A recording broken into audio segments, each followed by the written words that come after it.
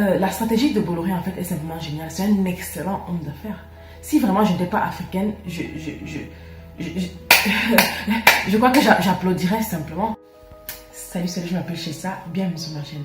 Alors, dans cette vidéo, je vais te parler un peu de l'empire Bolloré et de comment est-ce qu'il réussit à contrôler l'Afrique à travers les médias, l'agro-industrie, le secteur portuaire et les transports. Donc, si c'est une vidéo qui t'intéresse, je te conseille de continuer à regarder cette vidéo. Alors, déjà, il faut dire que Bolloré en Afrique est représenté par la Bolloré Logistique Africa, qui en fait est constituée de 25 000 personnes sur le continent, dont 250 agences présentes sur 45 pays d'Afrique et dont le chiffre d'affaires est estimé à 2,5 milliards d'euros, c'est-à-dire un quart de l'empire Bolloré, mais attention, 80% des bénéfices nets de l'empire Bolloré proviennent de l'Afrique. Donc pratiquement pour Bolloré, l'Afrique c'est simplement une mine d'or. Bolloré naît en 1861 comme entreprise familiale et jusqu'à nos jours, la famille Bolloré reste le principal actionnaire. Ok. Vincent Bolloré, qui en est le PDG, commence à s'intéresser à l'Afrique dans les années 80 à 90. Il faut quand même savoir que l'histoire du groupe Bolloré en Afrique est intimement liée à l'époque coloniale sous la domination française. Et justement, les pays où le groupe Bolloré est vraiment bien implanté sont des anciennes colonies françaises. Donc, qu'est-ce qui se passe ? Dans les années 90, justement, dans la même foulée que la dévaluation du franc CFA, la Banque mondiale et le FMI, Fonds monétaire international, mettent des pressions sur les États africains à privatiser leurs sociétés. Le groupe Bolloré, justement, voilà une excellente occasion de faire de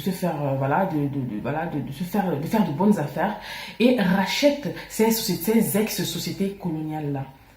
Donc, il commence en fait par racheter les sociétés ferroviaires, par exemple comme la Citarail, qui est simplement une ligne ferroviaire qui relie le Burkina Faso à la Côte d'Ivoire, excusez-moi. Et en 99, il rachète la Camrail, qui est le réseau ferroviaire du Cameroun. Voilà. Tout cela dans le but de faciliter les transports de marchandises, etc. Le groupe Bolloré contrôle les médias pour maximiser ses intérêts industriels. Il faut savoir qu'il possède entre autres la chaîne Direct 8, Vision 17. En 2011, ils réussissent à acquérir le groupe Vivendi et réussissent par ce canal-là à contrôler Canal+. Pratiquement, vous devez comprendre qu'ils contrôlent tout. Du réseau satellitaire à la pub, au sondage, tout. Tout ce qu'on sait, c'est parce qu'ils ont bien voulu qu'on le sache. Donc, ils contrôlent les médias. Et aussi, ils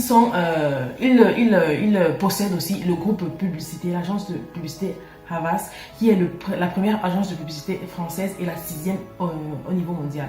Donc, pratiquement, c'est un empire, c'est un géant des médias. Le groupe Bolloré, avec son emprise sur les médias, réussit à se faire octroyer la gestion de 17 ports en Afrique de l'Ouest et centrale, en réservant le traitement de faveur au président et en participant par exemple à leur campagne présidentielle, un peu comme avec Abdoulaye Wade, Alpha Condé ou Gnassingbé au Togo. Avoir la gestion portuaire d'un pays est une position hautement stratégique. Pratiquement tout ce qui rentre et sort de ce pays-là passe par toi, passe par Bolloré en l'occurrence. Donc, il tient l'économie de ce pays-là pratiquement dans sa main et se fait d'énormes bénéfices au passage. Le groupe Bolloré, à travers la société d'agro-industrie luxembourgeoise Socfin, dont il est actionnaire, possède des milliers d'hectares de terres agricoles en Afrique. De 2010 à 2014, par exemple, ils sont passés d'environ 100 000 hectares à presque 180 000 hectares de terres agricoles entre EVA et Palmeraie. Générant d'énormes bénéfices au passage. Et malgré cela, il pollue la terre et les populations riveraines au passage. Or, c'est peut-être dû à ça, si on arrive à faire des autopsies, on va trouver que ça a beaucoup participé. Il faut dire que le groupe Bolloré n'est pas la seule entreprise étrangère à avoir le contrôle portuaire en Afrique. On peut citer par exemple Necotrans ou Petrolin qui détiennent aussi une partie de ce marché-là. C'est juste que Bolloré vraiment a la même mise parce qu'à 70%, elle contrôle les ports de l'Afrique de l'Ouest et centrale et à presque 30%, elle contrôle ceux de l'Afrique de l'Est. Mais en fait, si la stratégie de Bolloré en fait est simplement géniale, c'est un excellent homme d'affaires. Si vraiment je n'étais pas africaine, je crois que j'applaudirais simplement. C'est juste que c'est dramatique. C'est dramatique pour notre économie, c'est dramatique pour nous, les Africains. Moi, je me demande où sommes-nous quand les autres se partagent nos terres et nos richesses.